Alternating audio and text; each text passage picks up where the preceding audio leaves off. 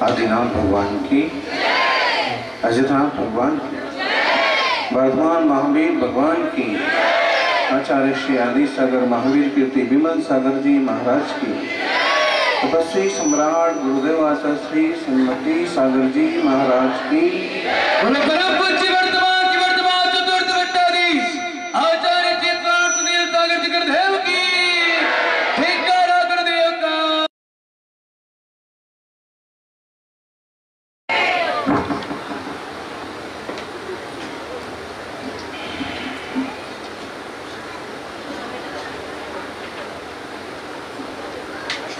तेवर और जेवर संभाल के रखने की चीज है। तेवर और जेवर संभाल के रखने की चीज है। बात बात पर हर किसी को दिखाई नहीं जाते। तेवर भी संभाल के रखना जरूरी है और जेवर भी संभाल के रखना जरूरी है। ज्यादा दिखावा करते हैं तो कभी कभी झंझट पैदा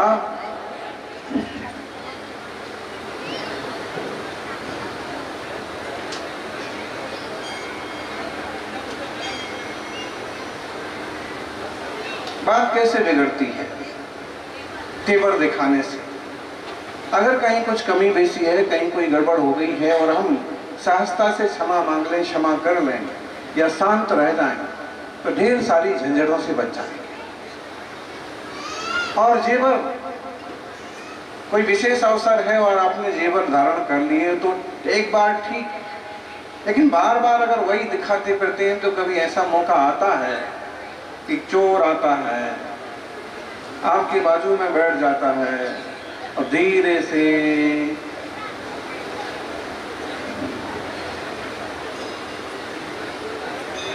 इसलिए तेवर हो कि जेवर दोनों चीजें संभाल के रखिए, क्योंकि दोनों कारण से परिणामों में बहुत ज्यादा उठापटक हो जाती है। फिजूल में जब तेवर दिखाते हैं तो समस्याएं खड़ी हो जाती हैं। रावण का कोई दोष नहीं था।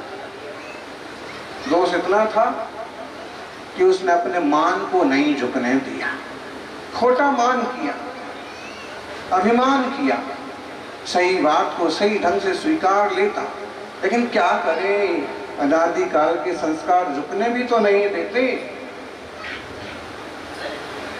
मंदोदरी जब समझाती है एक बार तो रावण को समझ में भी आ जाता है कि बात ठीक है, सीता जी को वापस कर देना ही ठीक है।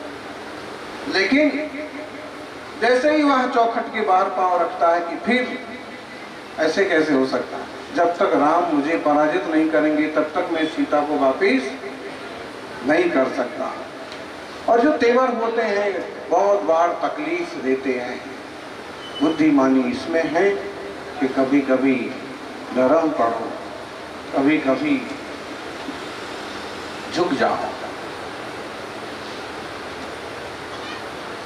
कभी रुक जाना भी ठीक होता है और कभी थोड़ा झुक जाना भी ठीक होता है। जरा से रुक जाने से, जरा से झुक जाने से ढेर सारी समस्याओं से बच जाते हैं।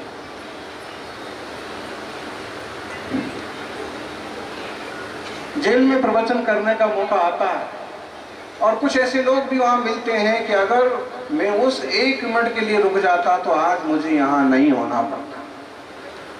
अगर मैं उस दिन 1 घंटे के लिए शांति रख लेता तो आज मेरा ये हाल नहीं होता। क्षण भर का मजा, जिंदगी भर की सजा। क्षण भर का गुस्सा, जिंदगी भर का तमाशा। इसलिए जैसे निर्विकारी सिद्धों ने शुद्ध दशा को प्राप्त किया, उस तरह का पुरुषार्थ प्रत्येक जीव को करना चाहिए। आज 512 अर्घ चढ़ाए गए और इसमें पंच परमेष्टि भगवंतों की विशेष रूप से आराधना संपन्न हो गई। अरहंत सिद्ध आचार्य उपाध्याय साधु, अरहंत सिद्ध आचार्य उपाध्याय साधु मुनिराज, इनके गुणों की आराधना। कल 1024 अर्घ चढ़ाई जाएंगे, सहस्र नाम का एक स्पेशल मंगलमय विधान संपन्न होगा। कल तो थोड़ा समय भी लगेगा, 12:30 से चालू हो तो 4:30-5 तक। सौभाग्यशालियों निर्विकारी जो हो गए उनकी आराधना होती है, पूजनीय वो है। बहुत लोग होते हैं जो शिकायतों में जीते रहते हैं। मुनि श्री आपको अभी बता रहे थे, उनकी लैंग्वेज, उनकी बॉडी लैंग्वेज उनके नाम को सार्थक करती है। लाफिंग संबुद्धा, बुद्धा, लेकिन उसमें भी शिक्षाएं छुपी हुई हैं। आप जो चीजें सामने हैं आप क्या करेंगे। गांव में एक किसान था, दादाजी देखो क्या बढ़िया आसन लगा के बैठे। नहीं ठीक है, ये थोड़ी मस्तीखोरी भी होना चाहिए। हाँ, थोड़ा सा एक एंजॉयमेंट, ये भी तरीके होते हैं। सब्जी की टोकरी में बैठे आराम से।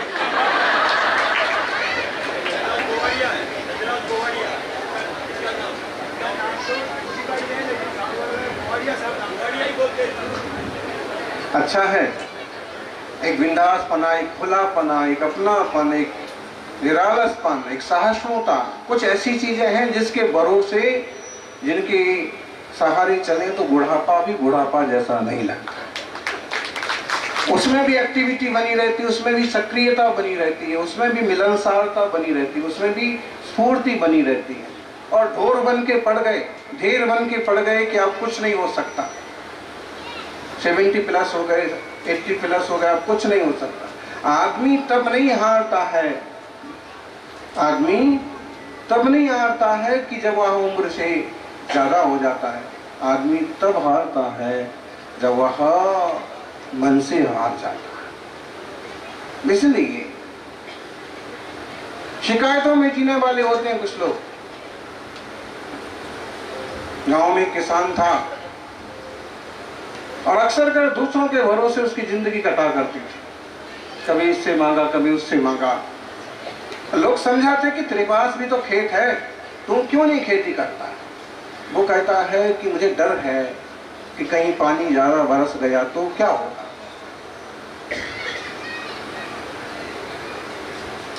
फसल खराब हो जाएगी। किसानों ने कहा, दोस्तों ने समझाया कि करके तो देख, लेकिन अगली बार फिर नहीं किया। उसने कहा कि इस बार क्यों नहीं किया। उसने कहा कि मुझे डर था कि अगर पानी ना बरसा तो क्या होगा।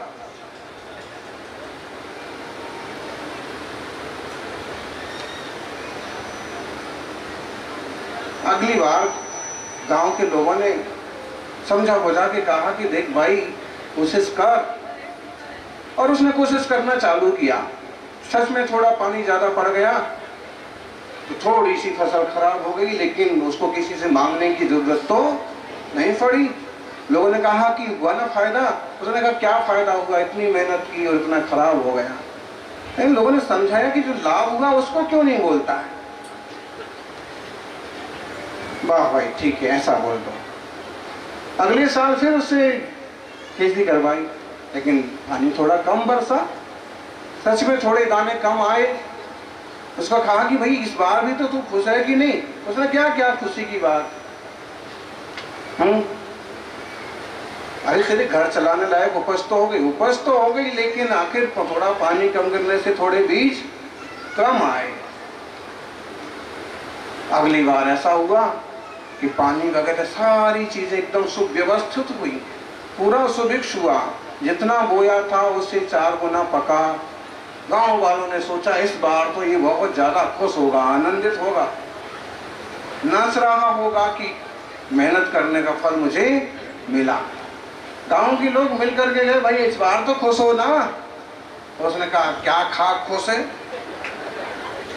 अरे इस बार तो 4 गुना पकवा है, इतनी ज्यादा फसल हुई है, खुश नहीं है। उसने कहा गाय भैंस के खाने के लिए कुछ भूसा ही नहीं निकला।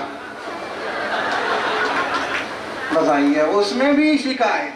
अरे भूसा नहीं निकला है, इतना ज्यादा पीच पक गया है कि गाय भैंस को खाने के लिए नहीं, तो भूसा तो किसी और ढंग से ले आ, इसमें से कुछ दाने गाय भैंस को दे दे। लेकिन तो रोने वालों का, जिसके किस्मत में अगर खुश रहना चाहते हो तो जिंदगी में एक सूत्र अपनाओ, अपने से बड़ों को देख करके बढ़ो, अपने से छोटों को देख करके जियो। अपने से बड़े हैं उनसे ईर्ष्या द्वेष मत करो, उनको देख के बढ़ो कि किस ढंग से व्यापारी लोग इतने अमीर हो जाते हैं। और देख लो, लगभग पूरा भासौर गांव अधिकतम लोग समृद्ध हैं, कम से कम इतने समृद्ध तो हैं कि परिवार आसानी से आराम से चलता है। उन सब ने सीख लिया है कि अगर अपने पास कुछ आता है तो 80% खर्च करो, लेकिन 20% बचा के भी रखो। परिवार को व्यवस्थित चलाओ, साथ में थोड़ी बचत भी करो। ऐसा ना करो कि मेहनत की 500 रुपए कमाए और शाम को अद्धा चढ़ाया 500 रुपए फूंक दिए। ऐसे बेवकूफी करने वाले लोग कभी तरक्की नहीं कर पाते हैं। चोरी चपाटी बेईमानी करते रहेंगे, शिकायतों में जीते रहेंगे, लेकिन शांति में नहीं जीते। और खेती करने वाला भी अगर विवेक का उपयोग करता है तो वो भी बड़ा घर बना लेता है, अच्छे से परिवार चलता है। उत्तम खेती, मध्यम बान, खेती तो सबसे बढ़िया चीज है, जिसमें खुद का पोषण, गांव का पोषण, जहां तक हमारा दाना जाएगा उन सब का पोषण होगा। उत्तम खेती, मध्यम बान, जो व्यापार है वो मध्यम चीज है। वैश्य वर्ग जो काम करते हैं वो मध्यम कार्य है। किसान से लिया और दूसरे लोगों तक भेजा, बीच में थोड़ा सा खुद को भी चाहिए, खुद को भी ले लिया, ये मध्यम काम है। लेकिन जघन्य नौकरी नौकरी नौकरी के लिए सब मरे फिर रहे ना। नौकरी को जघन्य कहा है, लेकिन क्या करें, वो सरकार का मोटा पैसा और काम का आलस, कुछ करने का। कुर्सी तोड़ने वाले लोग ज्यादातर नौकरी चाहते हैं। आपको बहुत कम टीचर्स ऐसे मिलेंगे, बहुत कम सरकारी ऑफिसर्स ऐसे मिलेंगे निष्ठा और ईमानदारी से पूरा पूरा काम करते हो, 8 घंटे की पूरी नौकरी और सिस्टम से बजाते हो। ऐसे लोग आपको बहुत कम मिलेंगे। और पगार जो है, वेतन अपने समय पर मिल जाना है। उसमें भी आए दिन आंदोलन करते हैं, ये चीजें चाहिए, वो चीजें चाहिए। देश आपका है भाई, आपसे भी बहुत सारे लोग ऐसे हैं जिनको कुछ भी व्यवस्थाएं और सुविधाएं नहीं है। तो अपने से आगे वालों को देख करके बढ़ो और अपने से नीचे वालों को देख करके जियो। हमसे भी बहुत लोग हैं जो कमजोर हैं, जिनके पास कुछ नहीं है। हमारे पास बहुत कुछ है, बहुत कुछ नहीं तो एक अच्छी सी झोपड़ी है, एक माँ है, पिता है, पड़ोसी हैं, छोटा सा सुंदर गांव है। अरे कुछ भी अपने विवेक, अपनी समझदारी से जीवन सुखमय बनता है, वरना शिकायतें ही शिकायतें। घर में ये नहीं है, घर में वो नहीं है, एक चीज समाप्त हो गई, वो चीज समाप्त हो गई, माँ बीमार है, पिताजी को ये है, पत्नी ऐसी है, होता है। लेकिन उसी में एडजस्ट करके रहोगे, उसी में ही तो रहना है। अब चाहे तो रो रो के रहो और चाहे तो समझौता करके रहो। समझौता करके रहोगे तो रोज रोज का क्लेश ना होगा। स्थितियां ऐसी हैं, ठीक है, कभी तो बदलेंगी।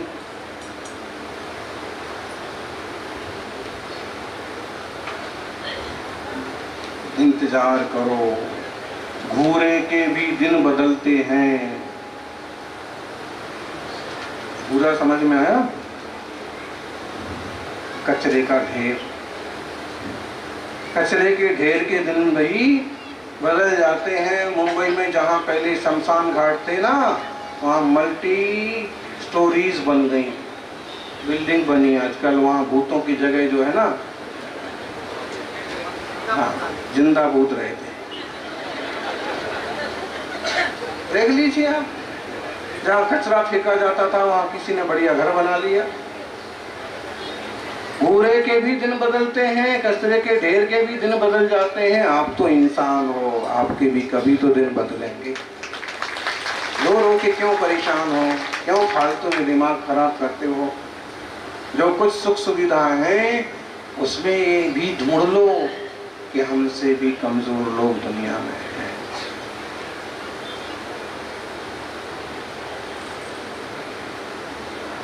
बताइए, आपके पास तो फिर भी एक घर है, छोटा मोटा आपके पास सामान है, तो बहुत सारी चीजें हैं। हमारे पास क्या है?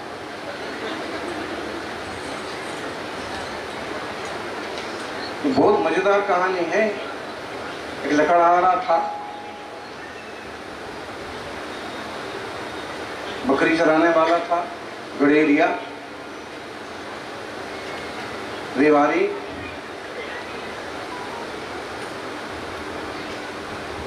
और बहुत बार उसको लगता कि मेरे पास कुछ नहीं कुछ नहीं कुछ नहीं। एक बार वो जंगल गया अपनी भेड़ बकरी लेकर के, वहां देखा कि पेड़ के नीचे ऐसे एक मुनि महाराज ध्यान में बैठे हैं। अभी कैसे गांव में आ जाते हैं भले, लेकिन रहते तो गांव के बाहर है। और जब ज्यादा और शरीर की दृढ़ता थी, बुद्धि की दृढ़ता थी, तो जंगल में ही टोटल रहते थे। तो उसने देखा कि मुनि महाराज बैठे हैं ध्यान में, तो उसने हिसाब लगाया कि मैं बेकार में परेशान रहता हूं कि मेरे पास कुछ नहीं है। मेरे पास एक 25 बकरियां हैं, मेरे पास इतनी सारी भेड़ बकरियां, इनके पास तो एक भी नहीं। फिर मेरे पास कम से कम एक गमछा तो है, इनके पास तो गमछा भी नहीं है। इसका मतलब है कि दुनिया में मैं किसी की अपेक्षा से तो अमीर हूं।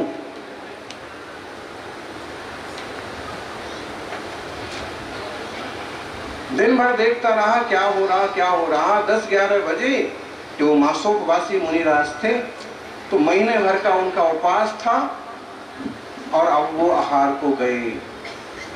उपवास जानते हो कैसे होता है? एक उपवास का मतलब होता है 48 घंटे निर्जल। और ऐसी गर्मी में एक उपवास हो जाए तो आंतड़ियां तक सूख जाए।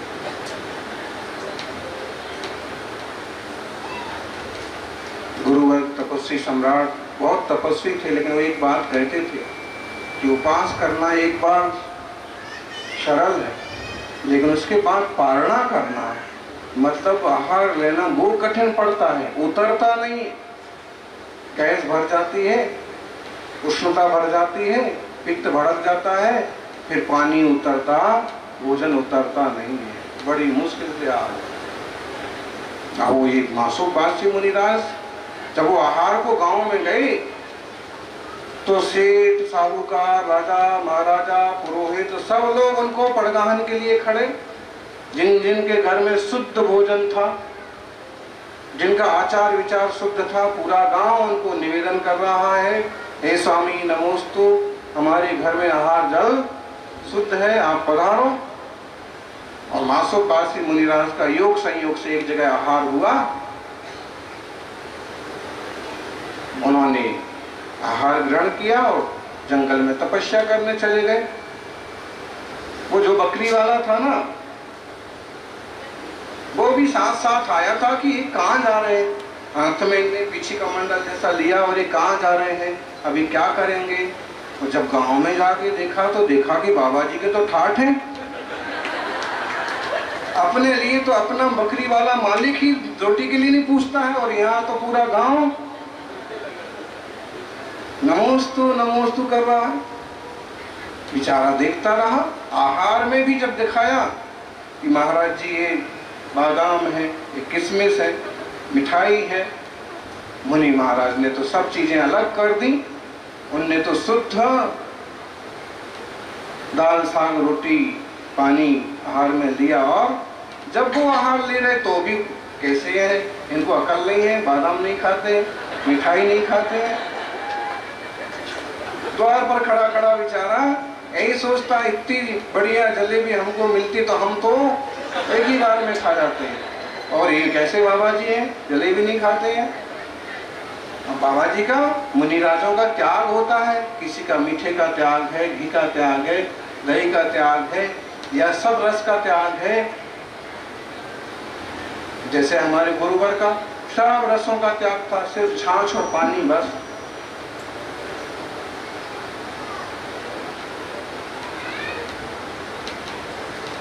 लेकिन उनका जैसे आहार हुआ तो वहां से वापस जंगल में चले गए।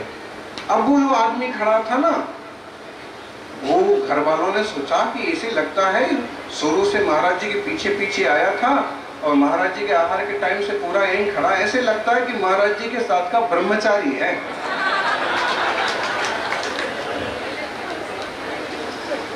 सफेद कपड़े पहनने का कुछ तो फायदा होता है। ऐसे लगता है कि महाराज जी का शिष्य है, ब्रह्मचारी है। तो घर वालों ने कहा कि आओ आओ दादाजी, भैया जी, भोजन करो भोजन करो। वो बेचारा इंतजार ही कर रहा था। होता है भूख जब लगती है ना, तो कितना नमक है, कितना मीठा है, कितना घी है, ये नहीं दिखता। सूखी रोटी भी बहुत अच्छी लगती है। इसलिए ज्ञानी जब भूख लगे तो ही भोजन करना।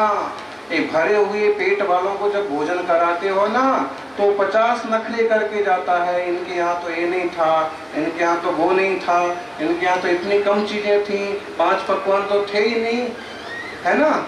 और जब किसी भूखे को भोजन कराओ, रूखा सूखा खा के भी कहेगा भाई साहब आज आपने तृप्त कर दिया। कई दिनों से भरपेट खाना नहीं मिला था, आज आपके यहाँ बढ़िया भोजन मिल गया।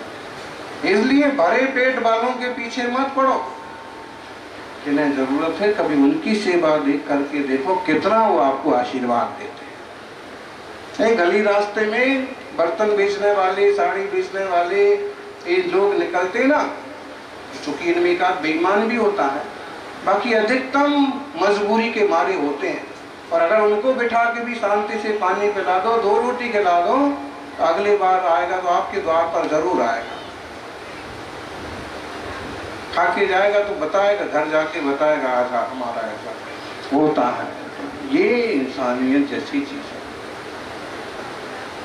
उसको तो मजा आ गया जिंदगी में। कहाँ जलेबी, कहाँ रसगुल्ले, कहाँ काजू कतली, बादाम और काजू किशमिश के दर्शन तो पहली बार हुए।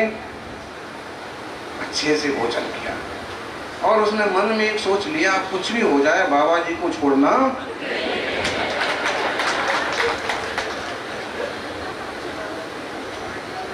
बाबा जी। तो बाबा जी पहले उनका 1 महीने का उपवास था और आहार के बाद आकर के फिर वो ध्यान में बैठ गए और फिर 1 महीने का उपवास।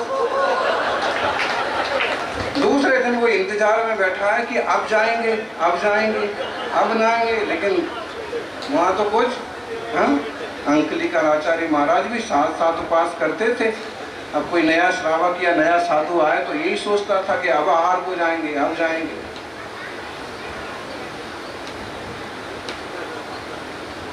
और देखा कि तो जा ही नहीं गए, मामला तो गड़बड़ मालूम पड़ रहा है। 1 घंटे इंतजार किया, देखा कि कल तो इस टाइम पर ही चले गए थे और आज तो ये पूरा टाइम, सूरज तो अब ढलने को आ गया, क्या करें। उसे कुछ ना सूझा तो उसने जो अपना गमछा था ना वो निकाल के एक तरफ रखा। भूख तो लगी और महाराज जी तो ध्यान में थे। उठाया उनका पिछी कमंडल और जैसा जैसा उनने किया था वैसा वैसा। लेकिन उसने देखा कि कल तो राजा भी खड़े थे, पुरोहित भी पड़गाहन कर रहे थे, सेठ जी भी थे, पूरे पूरे परिवार खड़े थे। और आज जब हम आए तो यहाँ तो छोटे मोटे 2-4 लोग हैं, बुला ही रहे कि आओ बस, हमला क्या है।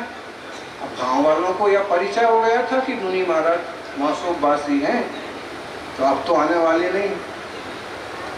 तो इसने कहा कि अरे सादे श्रावक पड़गान कर रहे हैं, इनके यहाँ तो मुझे नहीं जाना। वापिस आ गया, वैसा का वैसा पीछे कमंडल रख दिया और वैसा का वैसा गमछा। दूसरे दिन फिर सुबह हुई,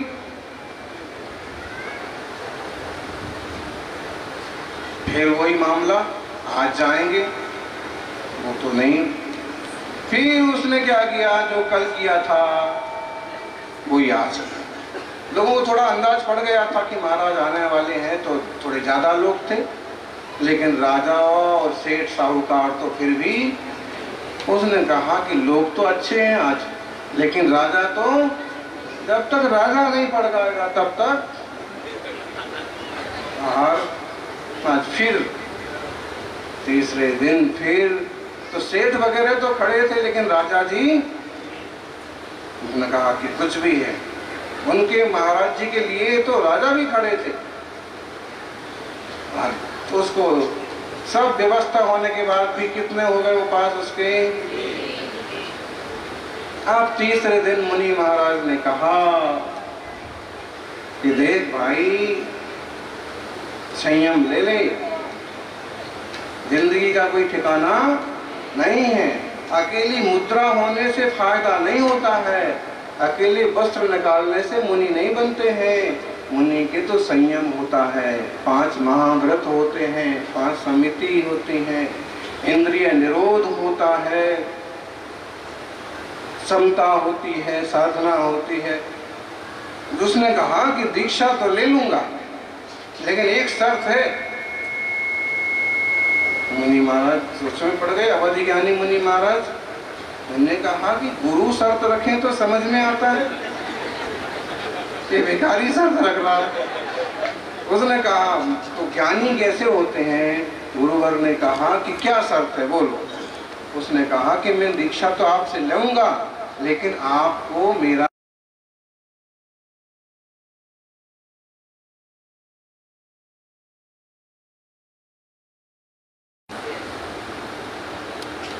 तो अगर मैं शिष्य बनूंगा तो क्या करना पड़ेगा? तो बोले कि आप नीचे बैठोगे और मैं ऊपर बैठूंगा। ज्ञानी को क्या फर्क पड़ता है? उन्होंने कहा ठीक है, मैं नीचे वाली चट्टान पर बैठ जाऊंगा और तुम। लेकिन मेरी भी एक शर्त है कि दीक्षा लेते ही आपका मौन हो जाएगा, बोल नहीं सकते। उसने विचार किया कि ना बोलेंगे, दिक्कत की क्या बात है, गुरु तो बन जाएंगे, ना बोलेंगे, ठीक है ना बोलेंगे। अब अवधि ज्ञान से मुनि महाराज ने जान करके दीक्षा दे दी कि इसके द्वारा बड़ा लोकोपकार होगा। ऊपर बैठा दिया, खुद नीचे बैठ गए। ये संयोग की बात कि राजा का मन हुआ मुनिराज के दर्शन का, तो वो अपने मंत्रिमंडल के साथ निकल पड़े। आ जाते हैं, कई बार हमारे पास भी आ जाते, पूरा अमुक पार्टी का मंडल, मंत्री आए तो 5-7 विधायक। तो राजा आ पड़े। राजा ने मुनिराज को नमस्कार किया और प्रवचन के लिए आग्रह किया कि आपके थोड़े से मार्गदर्शन हमको दो, हमारा कल्याण कैसे हो। मुनि महाराज तो ज्ञानी थे, उन्होंने अच्छा उपदेश दिया, उन्होंने मार्गदर्शन किया। तभी ऊपर नजर गई राजा साहब की, उन्होंने कहा कि वो ऊपर कौन बैठे हैं? मुनि महाराज सत्य वक्ता थे, उन्होंने कहा कि हमारे गुरु हैं।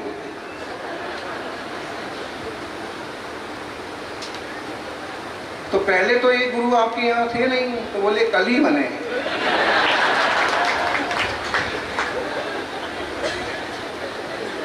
राजा ने कहा वाह गजब की बात है, आप इतने ज्ञानी हैं, आपकी एक एक बात हृदय को छू जाती है, जीवन बदलती है। आपके गुरु कितने ज्ञानी होंगे, आपके गुरु का उपदेश भी थोड़ा सा हमको सुनवा दो, थोड़ा सा उपदेश करवा दो। तो मुनि महाराज ने कहा कि हमारे गुरु शाश्वत मौन रहते हैं, बोलते नहीं है। मैंने कहा वाह गजब की बात है। इतने में हुआ क्या? क्या हुआ? इतने में हुआ ये कि कि भेड़ बकरियां के कोई दूसरा चराने के लिए आया होगा और भेड़ बकरियां जो थी वो इधर घुसने लगी जहाँ राजा और सब लोग बैठे थे, इस तरफ आने लगी, उससे रहा नहीं गया और उसने क्या किया,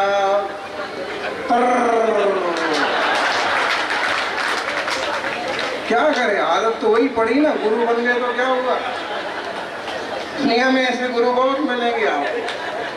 कीर्तन की आदत उनकी, गुस्से की आदत, मांगने की आदत, दूसरों को धमकाने की आदत नहीं जाती है। ऐसा ना करोगे तो ऐसा हो जाएगा, ये करना पड़ेगा, इतना देना पड़ेगा, बहुत मिलेंगे।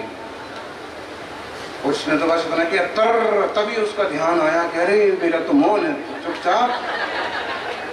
चुपचाप बैठ गया। फिर राजा ने हाथ जोड़ के कहा कि भगवान अभी तो आपके गुरु कुछ बोले। मुनि महाराज ज्ञानी, उन्होंने कहा देखो राजन, आप सौभाग्यशाली हैं, ये कभी बोलते नहीं है, लेकिन आपके निमित्त से आज बोल। इन्होंने क्या कहा, एक ही अक्षर बोला, एक ही शब्द बोला। महाराज बताओ इन्होंने क्या कहा। इन्होंने कहा कि हे राजन, राज करते करते 70-80 साल बीत गए, इस कीचड़ कांदे से बस करो और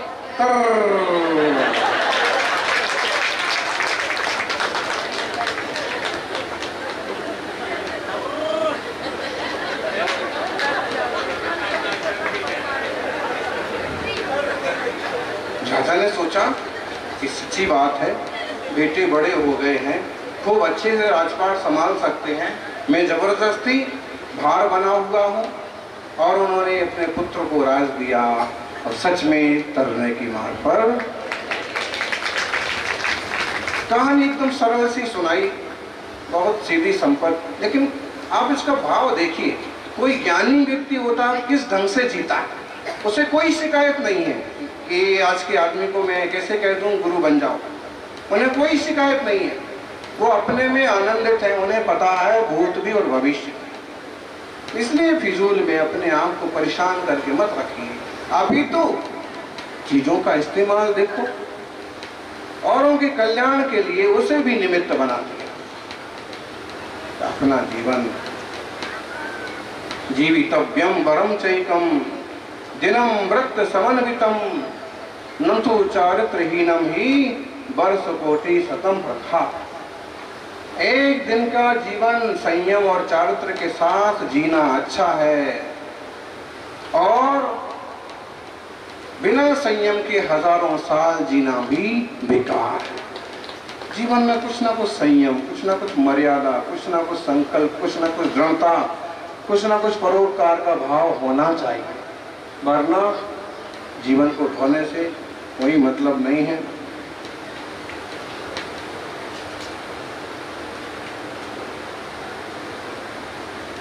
चुटकुला सुन रहे थे आप, और ऐसे चुटकुले सुनते हैं हंसी आती है। सर्कस के द्वार पर एक जोकर ऐसे ही चुटकुला सुनाता और लोग हंस के लोट पोट हो जाते। सर्कस चालू होने में थोड़ी देर थी, इसलिए लोगों को उसने फिर से वही चुटकुला सुनाया। लोग हंस करके फिर से लोट पोट हुए, लेकिन पहले जितना नहीं। अभी भी सर्कस चालू नहीं हुआ, उसको लोगों का मनोरंजन करना जरूरी था। काम ही उसका यही था कि जब तक आगे द्वार न खुले तब तक तुमको लोगों को रोकना है, मनोरंजन करना है, ताकि टिकट्स कैंसिल ना हो। उसने फिर से वही चुटकुला सुनाया, तो कुछ लोगों ने इतराज किया कि तुम वही चुटकुला सुनाओगे, कितने बार कोई हंसेगा। उसने कहा कि एक बार और। फिर से वही चुटकुला सुनाया तो कुछ लोग नाराज हो गए। वही चुटकुला सुनाते हो, नया सुनाओ कुछ। तब उसने कहा कि भाई, जब एक ही चुटकुला आपको बार बार हंसा नहीं सकता है, हंसा सकता है क्या? एक बार, ज्यादा से ज्यादा 2 बार, जब एक ही चुटकुला आपको बार बार हंसा नहीं सकता है, तो जिंदगी की एक समस्या, एक दुख आपको बार बार रुलाता कैसे है? अगर कोई एक दुख आ गया, एक समस्या आ गई, तो बार बार उसी को लेकर के क्यों रोते रहते हो? उसको भी एक बार दो बार समझ लो, बाकी उसका सोल्यूशन ढूंढो, रास्ता ढूंढो। उसको लेकर के रोते बैठने से, कई लोग होते हैं, बेटा खो गया, बेटी को कुछ हो गया, पतिदेव को कुछ हो गया, बस एक ही गाना, एक ही रोना जिंदगी में, बस। अरे उससे आगे बढ़ो ना, जो चीज थी जो हो गई सो हो गई। किसी ने धोखा कर दिया, कोई गद्दारी हो गई, कोई नुकसान हो गया, उसी चीज का रोना। एक बार रो लिया, दो बार रो लिया, तीन बार रो लो ज्यादा से ज्यादा।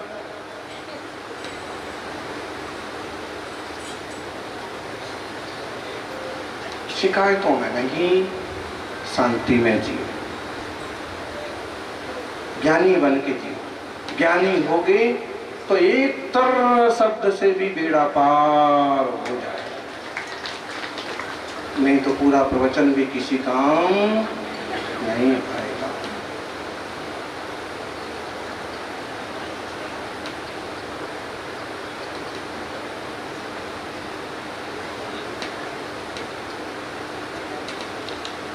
सिद्ध किसे कहते हैं? सच में जो शुद्ध हो गए उन्हें सिद्ध कहते हैं। हम सब अशुद्ध हैं। अशुद्ध किस चीज से है?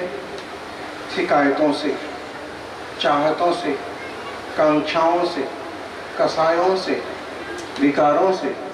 और जब ये सब चीजें धुल जाती हैं, ऐसे मुनिराज की अवस्था पाते हैं और धीरे धीरे निखरते जाते हैं, विकार धुलते जाते हैं, तो यही जीव जाकर के सिद्ध भगवान बन जाते हैं। और इसके लिए कोई बंधे हुए लोग नहीं होते हैं। कोई भी संसार का जीवात्मा सन्मार्ग को समझ करके आत्म कल्याण के पथ पर चल सकता है। इस सिद्धों की आराधना, सिद्ध चक्र की अद्भुत आराधना। श्रीपाल मेनन सुंदरी का दृष्टांत आपने सुना, पूरा कथानक है मैना सुंदरी। और पिछले भाव में जो कुछ किया था उसका परिणाम श्रीपाल को इस भाव में भोगना पड़ा। भोगना तो पड़ता है, चाहे अच्छा करो चाहे बुरा करो, आगे पीछे फल उदय में तो आता ही आता है। जब वो राजा श्रीकांत थे, तब एक तपस्वी मुनि को देख करके मजाक किया, कैसे चले जा रहे हैं, इनको लाज भी नहीं आती। उनके साथ 700 सैनिक थे, सूरमा थे, वो राजा थे, उनके साथ साथी थे। और मजाक सूझा, उन्होंने कहा कि कैसा कोड़ी जैसा शरीर है, हो ही जाता है तपस्या करने से, काला पीला धब्बे बन गए, धूप लग गई, सर्दी लग गई, बीमारी हो गई, कुछ कैसा कोड़ियों जैसा शरीर है। फिर मजाक बनाया, फिर मुनि क्या करते, तो शांत अपने रास्ते चलते। तब भी चैन न पड़ी और अपने सैनिकों को कहा कि उठा करके पास की नदी में, तालाब में फेंक दो इनको, हमारे रास्ते में आने का इनको दंड दो। भाई गलत विचार के व्यक्ति क्या नहीं करते, उनको तालाब में फेंक दिया। हालांकि तालाब में फेंका, तुरंत होश आया कि अरे ये तो डूब जाएंगे, मर जाएंगे, तुरंत निकलवा भी लिया बाहर। लेकिन उसका परिणाम ये हुआ कि राजा उस पर्याय से मरने के बाद, श्रीपाल के भाव में आने के बाद भी उनके साथ भी वही हुआ। शरीर में कुष्ठ निकला, तो 700 कोड़ियों के साथ भटकते फिरे। खुद को समुद्र में फिकवाया गया धवल सेठ के द्वारा, बाद में समुद्र से बच के भी बाहर निकले। राजा के बेटे खुद राजा होते हुए भी दूसरे राजा की सभा में उनको भांड का गालियां सुनने को, कभी वो पूरा चरित्र पढ़िए आप। अगर कल यहाँ शाम को पिक्चर चलेगी तो उस लोगों को मालूम, कम से कम 80% जीवन चरित्र तो आपको मालूम पड़ ही जाएगा। ना हम जो कुछ अच्छा बुरा करते हैं वापस रिटर्न आता है। इसलिए कभी बुरा मत सोचो, बुरा मत करो, सबके लिए भला सोचो, करना भला होगा भला। जय बोलिए अहिंसा मई विश्व धर्म की।